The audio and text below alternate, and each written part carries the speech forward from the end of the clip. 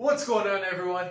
It's David. We're here with Smart Fitness. I got my boy Luke recording. Say hi for everyone. Hello to everybody. Now, today we're going to talk about what I do to cut, what other people do to cut in terms of their supplementation, and overall how to become lean. So today, let's get this started. The show on the road. We've got supplements. We've got lifestyle choices. We've got what it takes to be lean. So, quick little update for you guys. I started carb cycling. I'm doing carb cycling on the high fat, low carb days on my off days from working out. Workout days, higher carbs, moderate fats, moderate protein. Around 3,000 calories, doing about HIIT cardio twice a week with steady state once a week. I'm losing anywhere from half a pound to 1.5 pounds. Or if it's like this past week, I lost 2 pounds. All right, let's get at it. So, protein powder, caffeine, ephedrine, aspirin stacks, fat burners, creatine, beta-alanine. Do you need these? What are these? How do they work? So, protein powder. What is it? It's essentially, as anyone knows based on its name, it's a powder with concentrated protein. It comes in peas, dairies, rice, eggs, you name it, there's a protein for it. There's beef.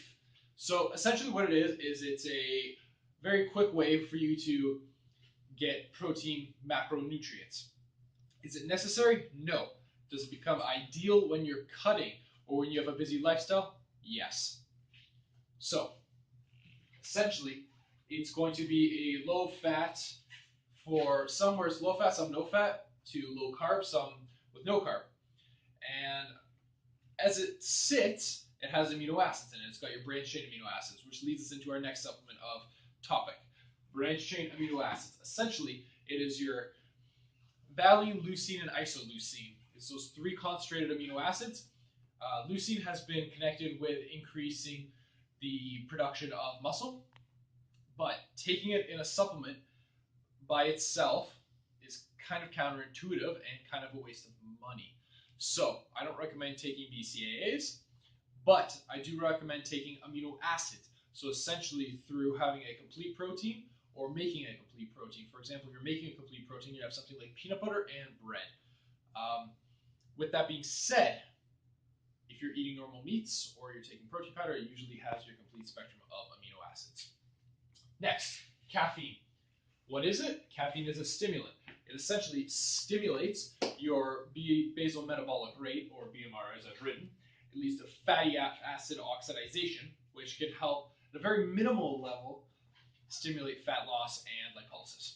At the same aspect, green tea extract also helps with increasing your BMR through increasing your blood flow, and as a result, it can help lead to stimulating that fat loss as well.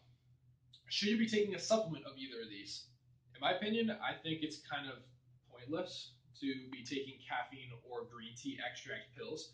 If you drink green tea, you get a pretty concentrated amount of caffeine, so it's not really necessary. Plus, most people take pre-workouts with caffeine in it, which I do not anymore. I'm actually taking a supplement called Mass Pro Synthogen X2. It has a wide spectrum of amino acids, and it's got taurine as well as beta-alanine. I've noticed that my recovery times are quicker, and I'm feeling better in the gym as well.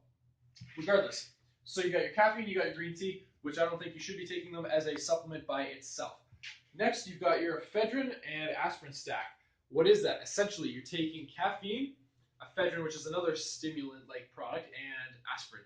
And what you're doing is you're taking these 3 supplements together, and as a result, it's going to increase, as I've written here, fat loss. It's a stimulant in and of itself combined together. So you're combining 2 stimulants with a blood thinner, essentially, with aspirin.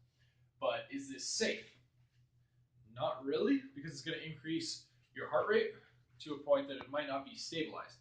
But at the same time, if your goal is stimulating fat loss as quickly as you can, sometimes you have to sacrifice safety for the gains. I don't recommend doing this.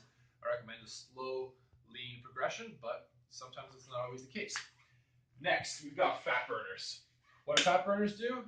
They increase your basal metabolic rate. Most of them become stimulants because of the caffeine in them. So people that are taking a pre-workout with caffeine, as well as a fat burner, it's kind of just like they're overloading themselves with caffeine.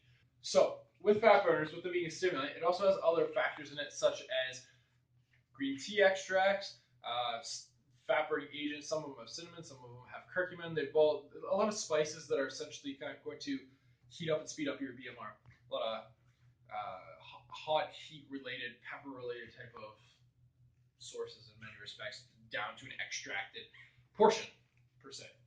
Would I recommend taking a fat burner? No. The ergogenic effect of them is very minimal. You're kind of spending bad money over good money, so I don't really see a need for it. I don't use one. I have used one before just to see what it was like, and I would not spend my own money to do it again. I didn't really notice enough of an effect to a point that I would spend like $40, $50, $60 a month on one. Next, we've got creatine and beta-alanine. Both of these increase strength, power, ATP production, as well as help with putting on muscle mass.